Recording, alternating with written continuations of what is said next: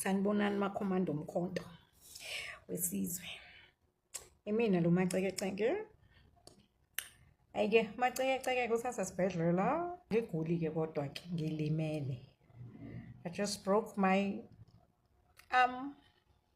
Ngalimala. Apparently nalebuswe ngilimele. Kodwa ke ngisazobona i-maxillofacial. Ngitreat everything ke. So ngisahlezi la. Ngi-excited ke ngoba namhlanje umsholozi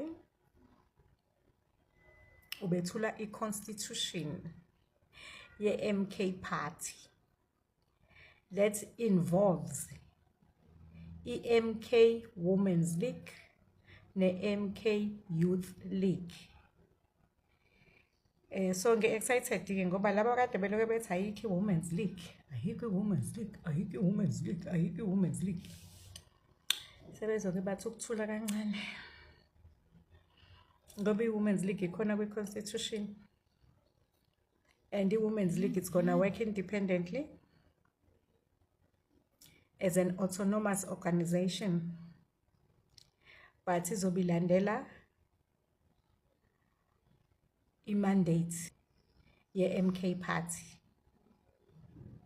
Ayizukwenza okungavunyelwene nako kwi-MK party, i-Women's League. I-Women's League ku-president wakhona uMam Shirley Brown. Okuyena ophethe nationally. Uyena kuphela. So all structures that are legit are the structures that are recognized by her and only her. I work amanye formations, women formation,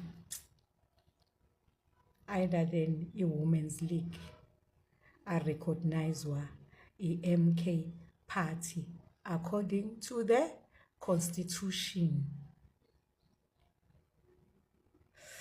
Ayike cabanga ukuthi sengichaze kahle la manele. Imbuzo sengoyibamba ku inbox. Ningasabi. Sechazile la coordinator wesikhashana we-MK Women's League under Moses Mabhida region.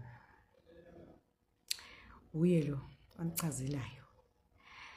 Abangaphathekile kahle ngalokho engikushoyo bangangibhalela incwadi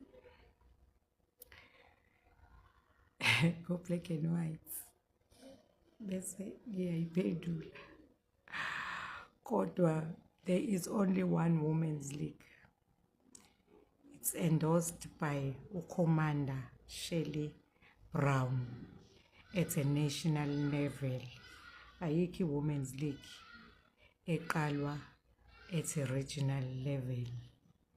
Ayikho Women's League eqalwa uconvener at a regional level.